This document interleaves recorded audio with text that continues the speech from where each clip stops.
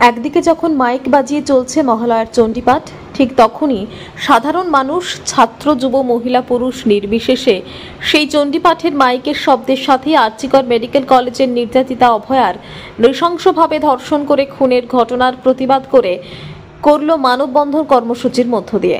মহালয়ার সূচনা লগ্নে সকলেই একদিকে যেমন মহালয়ার গান বাজিয়ে রইলেন, সেখানেই প্রতিবাদী গান, প্রতিবাদী কবিতা পাঠ করার সাথেই তিলোত্তমা বিচার চাই স্লোগানে মুখরিত হলো। মহালয়ার পুণ্য লগ্নে সকলেই আজ আনন্দ উচ্ছ্বাসকে দূরে ঠেলে ব্যানার পোস্টারে দেবী দুর্গার ছবি নিজেদের প্রতিবাদী ক্যানভাসে তুলে ধরে পালন করলেন মহালয়ার সকাল। এদিন প্রতিবাদী এই কর্মসূচির নেতৃত্ব দেওয়া সকল সদস্যরা দাবি করলেন, নির্যাতিতা অভয়ার মায়ের আহ্বান শুনে নির্যাতিতা যাতে বিচার পায় সেই দাবিতে তারা সোচ্চার হয়েছেন। সকলেই এখন চান দেবী দুর্গা যে রূপ মহিষাসুরকে বধ করেছিলেন, সেই রূপের মতো এই অভয়ার দুষ্কৃতিকারীদের কড়া হাতে দমন করুক প্রশাসন। বুধবার সকাল থেকেই সূর্যের আলো ওঠার আগেই এমন সকল বিষয় লক্ষ্য করা গেল রানীগঞ্জের বল্লভপুর পেপার মিল গেট থেকে বল্লভপুরের বিস্তীর্ণ এলাকায়। এদিন তারা বাম শ্রমিক সংগঠন সিআইটিউ এর প্রতিবাদী ব্যানার নিয়ে মোমবাতি জ্বালিয়ে মানববন্ধন কর্মসূচিতে সামিল হয়ে মহালয়ার শুভ লগ্নে পালন করল নিজেদের নীরবতাকে সকলের সামনে তুলে ধরে। আজকে জানেন যে প্রতিবাদের কণ্ঠস্বর, শত সহস্র কণ্ঠস্বর বিচার পাক আরজিকর।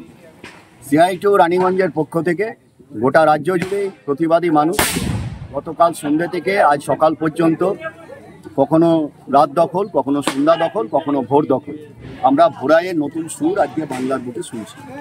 আরজিকরের এতদিন পার হয়ে গেল, আরজিকরের সঠিক দ্রুত তদন্ত এবং বিচার চাই। বিচার শুধু আরজিকরের বিচার নয়, রাজ্যের একদম প্রশাসনিক প্রধান যিনি বসে আছেন 14 তলার নবান্নে, তার নেতৃত্বে গোটা রাজ্যকে পৌঁছিয়ে দেওয়া হয়েছে।